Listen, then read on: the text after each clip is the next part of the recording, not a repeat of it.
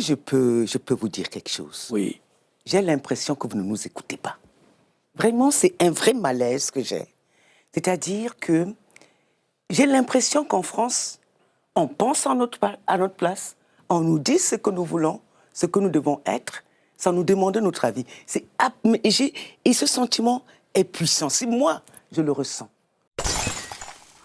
La question du journaliste posée à Calixte Béala sur la chaîne française LCI s'inscrit dans un débat récurrent sur les dynamiques démographiques entre l'Afrique et l'Europe. En effet, l'Afrique connaît une croissance démographique spectaculaire, tandis que l'Europe fait face à un vieillissement de sa population et à une baisse significative du taux de natalité. Points centraux de la question. 1. Dynamique démographique en Afrique. L'Afrique particulièrement subsaharienne est l'une des régions du monde avec la plus forte croissance démographique. D'ici 2050, la population du continent pourrait doubler, atteignant environ 2,5 milliards d'habitants. Le Nigeria, par exemple, devrait devenir le troisième pays le plus peuplé au monde. Cette croissance pose des défis majeurs, notamment en termes d'emploi, de logement, de santé et d'éducation. En parallèle, elle alimente des flux migratoires, notamment vers l'Europe. 2. Vieillissement démographique en Europe. À l'inverse, l'Europe souffre d'une baisse de taux de natalité et d'un vieillissement de sa population. Dans plusieurs pays, le renouvellement de génération n'est plus assuré. Un taux de fécondité inférieur à 2,1 enfants par femme. Cette situation crée un besoin de main-d'œuvre étrangère pour soutenir le système économique et social. 3. La migration africaine vers l'Europe.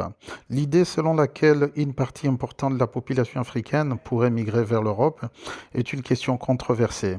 Elle touche des sujets sensibles comme l'immigration, les relations nord-sud et l'intégration. Cependant, des études montrent que la majorité des migrations africaines se font à l'intérieur du continent, tel qu'est confirmé par Béala dans cette interview. Néanmoins, les flux migratoires vers l'Europe sont visibles et souvent médiatisés. Ok, donc suivons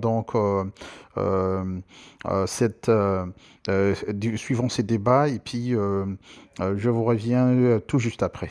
Merci. Calixte Béala, vous vivez en France et au Cameroun. Donc, vous connaissez les deux pays. Est-ce que vous pensez qu'il y aura une immigration africaine accrue du fait de la démographie africaine qui est infiniment plus vive que la démographie européenne? À votre avis?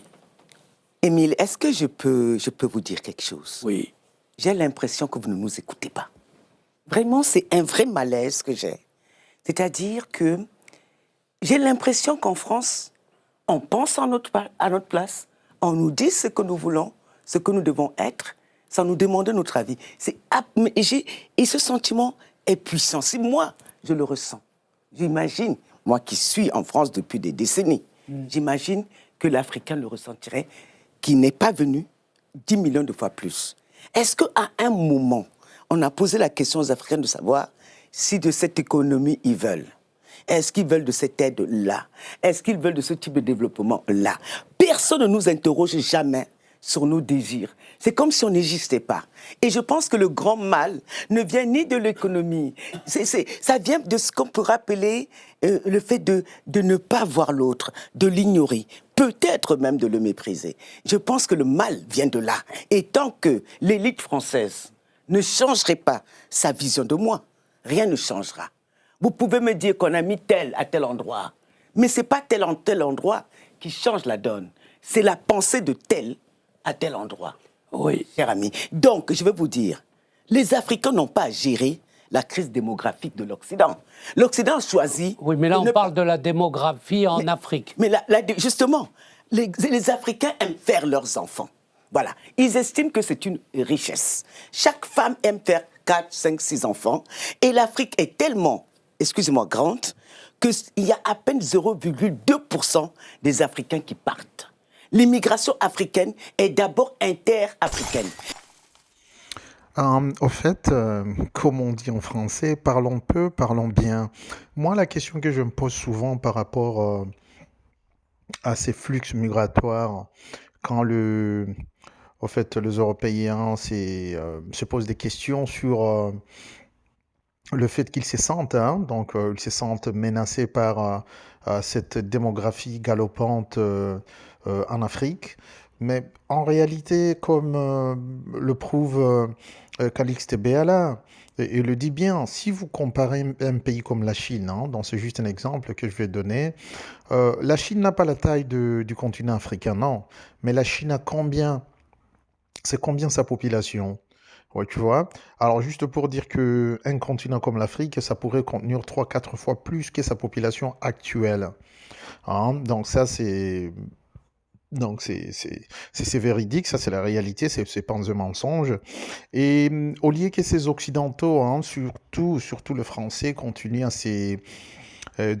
à avoir peur de la présence des Africains sur leur terre.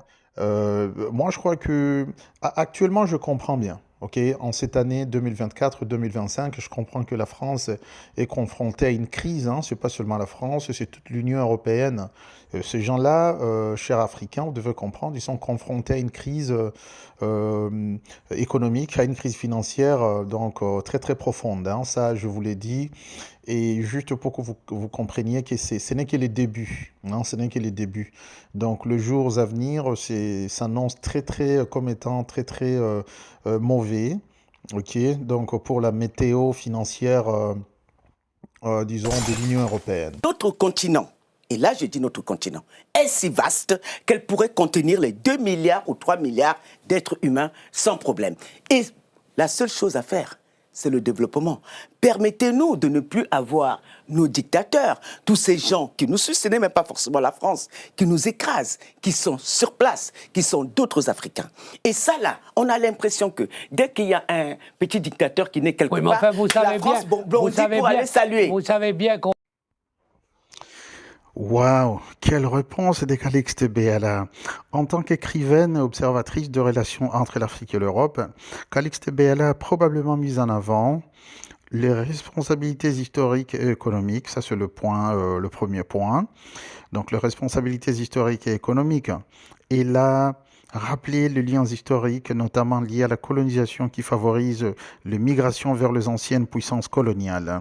Deux, la nécessité d'arrêter de placer des dictateurs et leurs pions, tels que les Ouattara en Côte d'Ivoire, Oligui Nguema au Gabon, les Mahamat Idriss Déby au Tchad, ainsi laissant le choix aux peuples africains de se choisir leurs propres dirigeants. Bien qu'on faisait le reproche à la France de se mêler de la politique intérieure des États africains, et maintenant elle s'en occupe plus. C'est faux. Elle s'en occupe toujours, mais de manière désastreuse. Bon. Je suis désolé quand on donne la parole à des tyrans ici pour les exposer pendant qu'ils tirent sur leur peuple. Voilà les vrais problèmes. C'est humain. C'est pas des. Vous savez, l'économie c'est fait par les hommes. Donc ça là, on va toujours régler. Et la France n'ira nulle part. On vous a écouté. C'est tout pour aujourd'hui. Mais si vous êtes nouveau ici, je vous demande de soutenir la chaîne en vous abonnant et en appuyant sur la cloche de notification, afin que YouTube vous avertisse chaque fois que nous téléchargerons une nouvelle vidéo informative comme celle-ci.